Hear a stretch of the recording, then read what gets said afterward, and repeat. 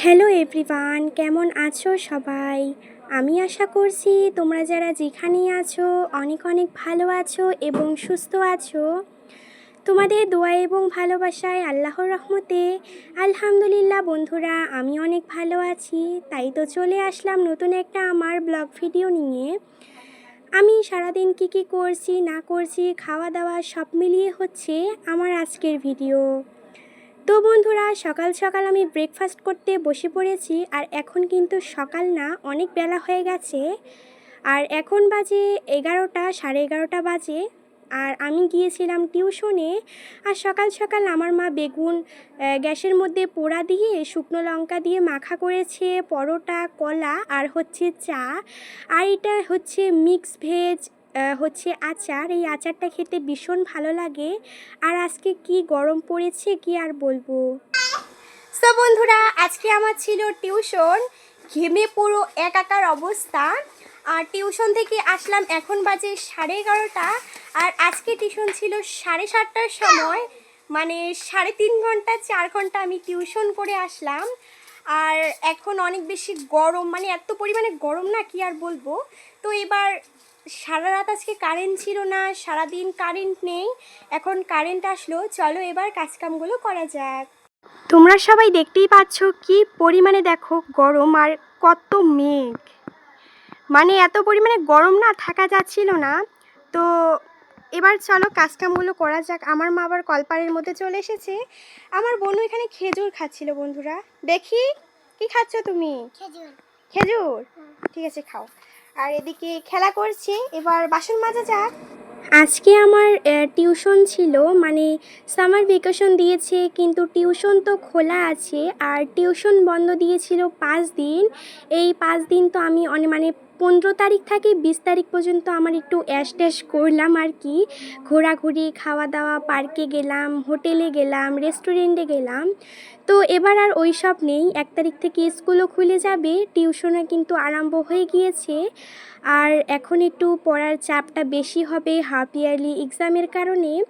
আর দেখো আজকে অনেক বেশি গরম পড়েছে। আর আজকে না কারেন্ট ছিল না, কালকে সারা রাত কারেন্ট নেই। আজকে সারা দিন বলতে 12টার দিকে কারেন্ট এসেছিল। আর আমরা খাওয়া দাওয়া করে নিয়েছি, এখন বাজে 11টা 11:40।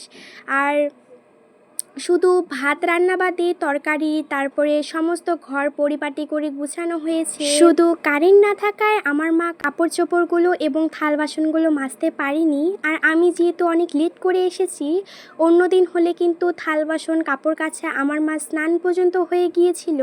কিন্তু আজকে কারেন্ট না থাকায় এগুলো কিচ্ছুটি হয়নি। তো আমি আসার সাথে সাথেই 2-3 মিনিট পরে কিন্তু কারেন্ট চলে এসেছিল।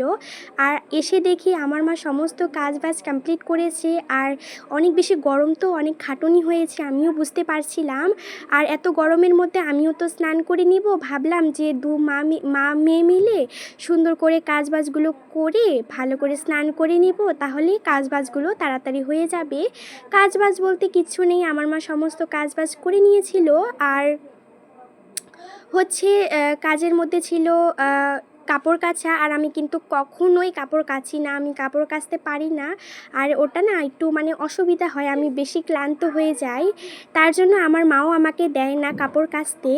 আর কাপড়টা ভিজিয়ে রাখলো সার্ফ দিয়ে সুন্দর করে। আর এদিকে আমার মা থাল বাসনগুলো মেজে নিচ্ছিল। আর আমি ভাবলাম বেকার বসে ফোন না টিপে, মানে ফোন না ঘেঁটে ভালো করে আমি থাল বাসনগুলো আমার মা ভালো করে মেজে নিক, আমি ভালো করে ধুয়ে নেই। আর আমার হয়তো ভয়েসটা খুব বেশি ভালো আসছে না, একটু এখানে চিৎকার চেঁচামেচি।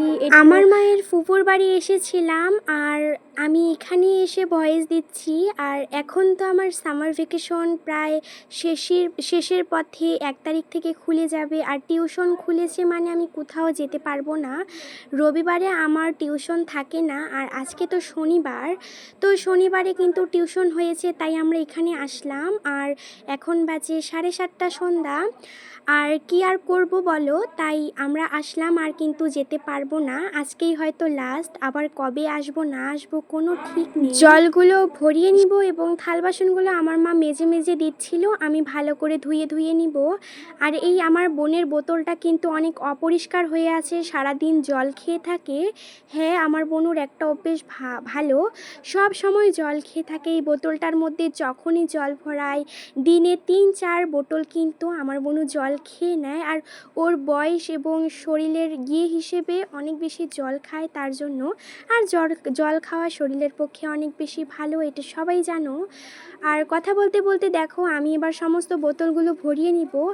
আর আমি বোতল ভরাচ্ছিলাম আর আমার মা ওদিকে আমার বোনু ওদিকে বোতলগুলো নিয়ে যাবে। আমার বোনু এই জলের বোতলগুলো নিয়ে নিয়ে ঘরের সামনে দুয়ারের মধ্যে রেখে দিবে।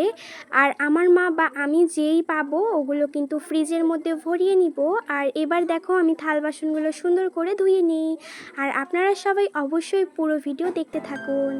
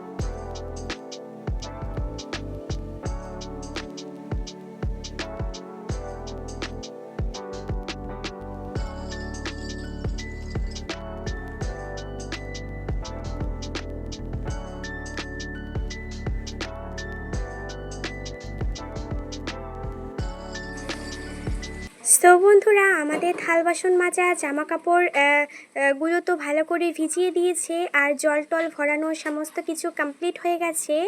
তো এবার আমি ভাবলাম আমি তো এমনি এমনি বসে থাকবো, বসে না থেকে আমার যে জুতোগুলো আছে বা স্যান্ডেলগুলো আছে সেগুলো একটু সাবান দিয়ে ভালো করে ঘষা দিয়ে ঘষে নিই।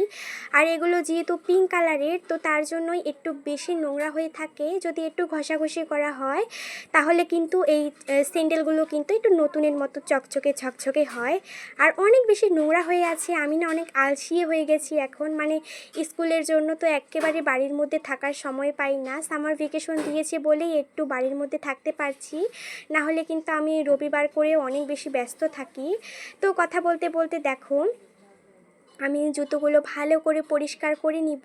আর এগুলো যদি একটু এই ছোট ছোট জিনিসগুলো যদি একটু পরিষ্কার পরিপাটি করে রাখা হয় নিজেকেও ভালো লাগে এবং আপনাকে দেখতেও ভালো লাগবে।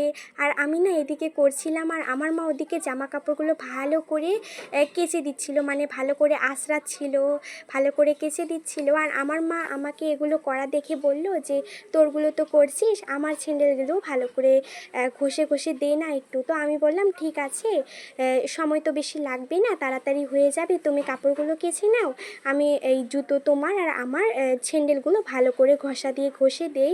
আর বেশি করে সাবান লাগালে না ফেনা যখন ওঠে তখন বেশ ভালো করে কিন্তু পরিষ্কার হয়।